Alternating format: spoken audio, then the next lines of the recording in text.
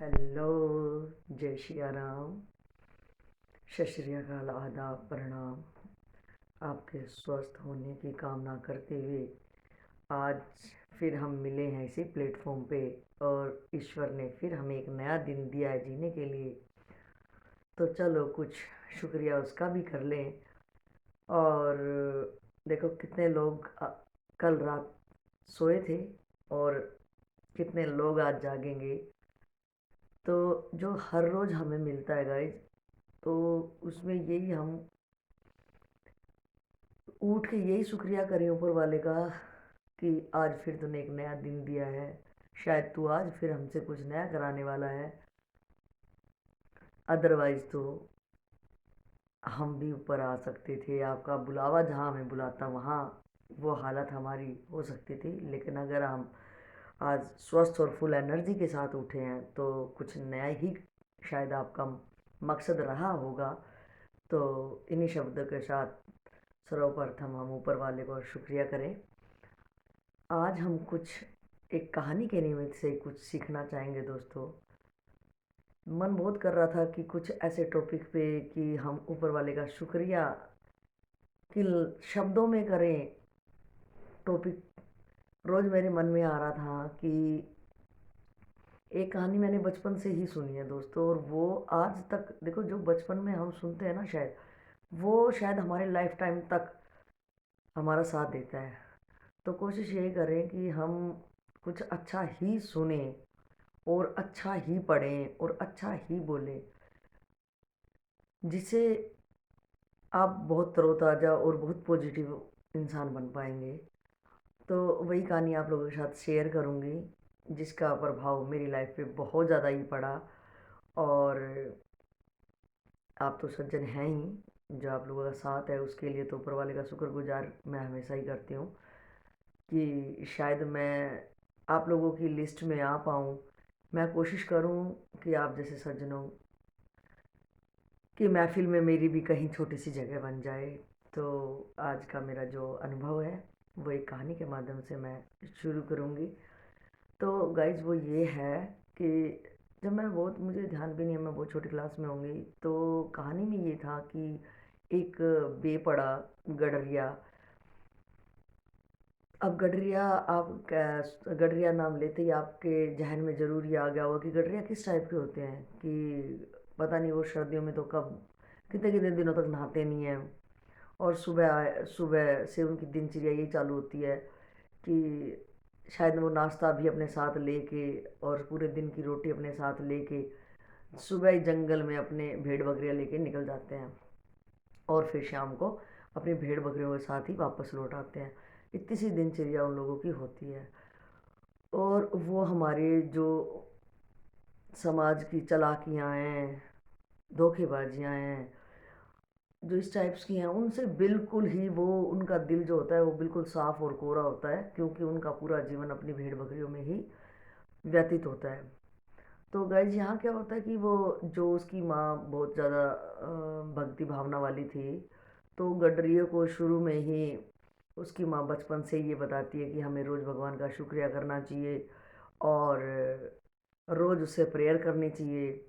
तो गाइज क्या होता है कि जो बेपढ़े कहो या दिल के साफ कहो, जो ज़्यादा शास्त्रों में नहीं घुसते हैं और जो तार्किक बुद्धि जिसकी ज़्यादा नहीं होती है, तो वो बहुत ही सज्जन और बहुत साफ दिल के और नेक इंसान होते हैं। तो उसकी माँ उसको कुछ और दूसरी बात ये होती है कि आप ना जैसी ज़िंदगी जी रहे होते हैं, तो अपने को सिर्फ उतना ही तजुर्बा होता है। उससे ज़्यादा तो हम सोच भी नहीं सकते, और ज़्यादा कि हम, ऐसा माहौल ही नहीं मिला तो ज़्यादा हम ना सोच सकते और ना ही हम कल्पना भी कर सकते। कल्पना भी उसी की होती है जो शायद हमने देखा हो और फिर हम उसकी कल्पना में डूब जाएं। तो गाइज यहाँ क्या होता है कि उसकी माँ उसको जो भी टूटी फूटी भाषा में, जो भी जैसे भी उसको शुक्रिया करना या उससे बातें करना ऊपर वाले से, वो उसकी माँ उसको सिखाती है। और वो डेली रूटीन में यही काम करता है। तो आज जो हुआ, वो अपने जंगल में गया सुबह सुबह अपनी भेड़ बकरियों के साथ में, और वहीं साइड में लगा, अपनी भेड़ बकरियाँ उसकी चर रही थी वहीं जंगल में, और वो किसी पेड़ के टेक लगा के और ऊपर वाले से जो कुछ इस तरह से की प्रार्थना करता है कि हे ऊपर वाले मेरे दोस्त, तू कितनी ज़्यादा बड़ी दुनिया का ख्याल रखता है। मैं जब इतनी थोड़ी सी भेड़ बकरियों का रखता हूँ तो मुझे कितना ज़्यादा इनके साथ मेहनत करनी पड़ जाती है, मैं भी थक जाता हूँ पूरे दिन। तो आपको तो कितनी विशाल बड़ी दुनिया है और हर जीव जंतु, हर चीज़ यहाँ पे क्या हो रहा है, हर चीज़ का आपको हिसाब किताब रखना पड़ता है, दुनिया चलानी पड़ती है। तो हे ऊपर वाले, तू बहुत ज़्यादा ही थक थक जाता होगा सारे दिन। और तेरे को तो समय भी नहीं मिलता होगा, जैसे मुझे समय नहीं मिलता नहाने का, अपने बालों को संवारने का, और ऐसे तुझे भी नहीं मिलता होगा। तो क्यों ना आप मेरे पास आ जाओ, कुछ समय के लिए मैं आपको आराम दे दूं और आपको गरम गरम पानी से नहला दूं, अब तेरे बालों में मैं कंघी निकाल दूं, जुएं बीन दूं मैं तेरी, तेरे हाथ पैरों को मैं दबा दूं, और यही अपने भाव में डूबा हुआ वो आसमान की तरफ नजरें किए हुआ गडरिया अपने दोनों हाथों को फैलाया हुआ और अपने भाव विभोर में इतना आनंदित होते हुए अपनी दोनों आंखों से मानो कि वो गंगा यमुना से अपने ईश्वर को, उनके चरणों को वो धो रहा हो, और वो इतना गहरा आनंदित डूबा हुआ गडरिया आसमान में बस वो और उसका ईश्वर जिससे वो बातें कर रहा था, बहुत ही उनका तालमेल उनका बैठा हुआ था। तो इसी बीच में एक राहगीर होता है गाइज, वो क्या होता है, वो सुनता है कि ये किससे बात कर रहा है, और वो टिक के वहाँ दो पल के लिए उसको देखता है कि ये जैसा है और वैसे ही बात करेगा। गाइज होता भी यही है कि हम जिस भी परिस्थिति और हालात में जी रहे होते हैं तो हम सोचते हैं कि शायद दुनिया ऐसी है। अगर हम दुखी होते हैं हम सोचते हैं अरे यार सब में मतलब पूरी दुनिया में दुख ही दुख है क्या, पूरी दुनिया दुखों से भरी है क्या। और अगर हम खुश होते हैं तो हम सब सोचते हैं कि सब पत्ते फूल आसमान हर कहीं से आपको खुशियाँ ही खुशियाँ निकलती नज़र आएंगी। तो डिपेंड करता है कि हम जैसे होते हैं वैसा ही हम दुनिया को देखना पसंद करते हैं, वैसा ही हम दूसरे को देखते हैं। तो उसने देखा कि ये तो बड़ा अन्याय, ये तो बड़ा अन्याय हो रहा है, ये तो बड़ा पापी आदमी है और मैं बहुत पढ़ा लिखा इंसान, और इतने श्लोक आते हैं मुझे और ये तो गलत कर रहा है। मैं एक नेक काम कर लूँ और इसको कुछ प्रेयर्स सिखा दूँ जो कि मुझे शायद कुछ पुण्य मिले। तो वो एकदम ज़ोर से गडरी को डांटता है और जिससे वो उसका ध्यान टूटता है और वो खड़ा हो जाता है। वो डर जाता है गडरिया जब सामने देखता है कि कोई दो चार पोथी शास्त्र लेके और उसकी वेशभूषा देख के वो एकदम सहम जाता है और वो कहता है कि पता नहीं मुझे क्या गलती होगी। तो विद्वान ने उससे पूछा कि ये क्या हो रहा था सब और किससे बातें हो रही थी तेरी और तू क्या कर रहा था ये सब। तो गडरी ने कहा कि मैं ऊपर वाले से ये रोज़ इसी टाइप की, ना जाने कब से मैं बचपन से इसी टाइप की बातें करके और मुझे बड़ा अच्छा लगता है और मैं आनंदित होता हूँ। तो उसने कहा ये कोई प्रार्थना है, ऊपर वाले को तेरी ज़रूरत है, तू उसको नहलाएगा, तू तो नहा ले, तेरे बाल देखे हैं तूने, तू ये करेगा।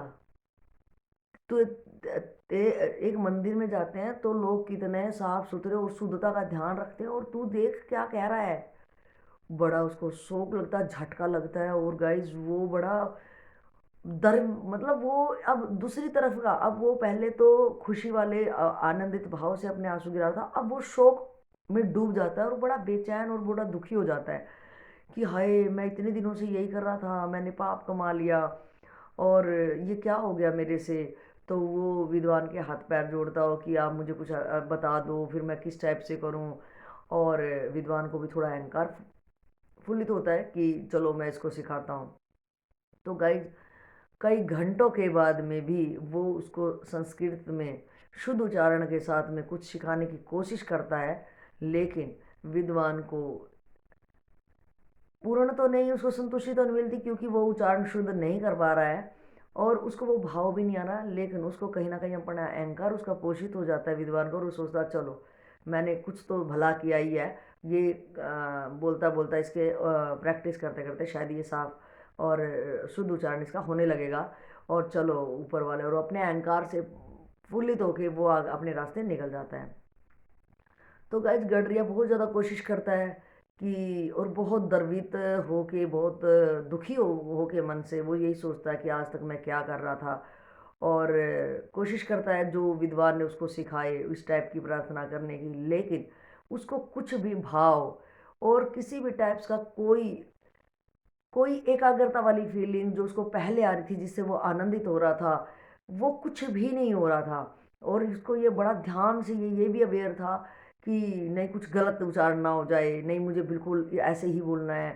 तो वो ये कर रहा था, तो कोशिश कर रहा था, नहीं हो पा रहा था, लेकिन वो लगा कोशिश में लगा पड़ा था। और वो बड़ा दुखी हो गया, बड़ा बोझिल हो गया, व्यथित हो गया वो।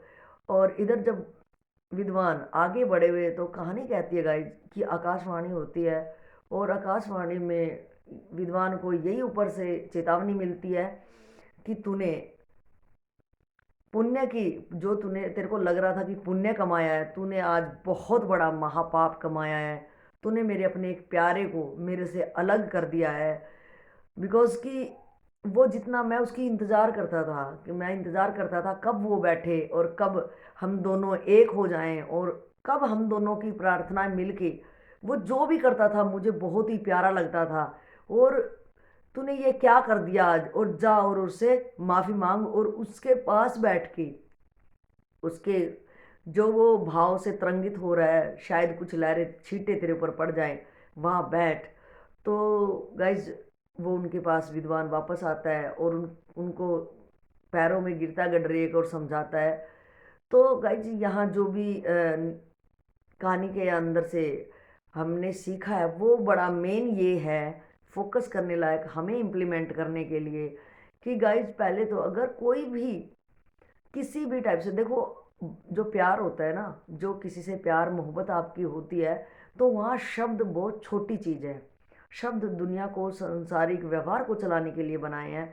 तो आप कभी भी अपना अपनी विविधता, अपना ज्ञान किसी निश्चल और साफ सुथरे मन पे आप रोपित न करें गाइज। अदरवाइज हमें भी वही चेतावनी आएगी। क्यों हम किसी का जो लय में बद्धता भाव, देखो ऊपर वाला भी कहता है कि मैं भाव का भूखा हूँ।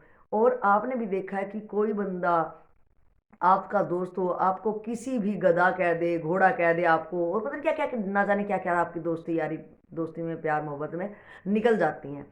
तो वहाँ आप कोई भी उसको, उनको बुरा नहीं लगता लेकिन जहाँ कहीं इंटेंशन गलत हो, और वो बड़ी साफ सुथरी चोपड़ी हुई बात है जिसको कहते हैं ना, कि ज़्यादा मक्खन मत लगा।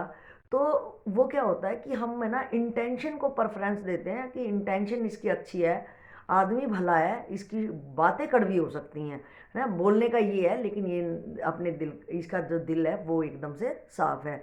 तो गाइज इस कहानी से यही हम शायद सीखते हैं कि आप किसी के इस टाइप से आप ना विद्वान बने, बनने की कोशिश करें तो शायद हम गडरिया ही बने।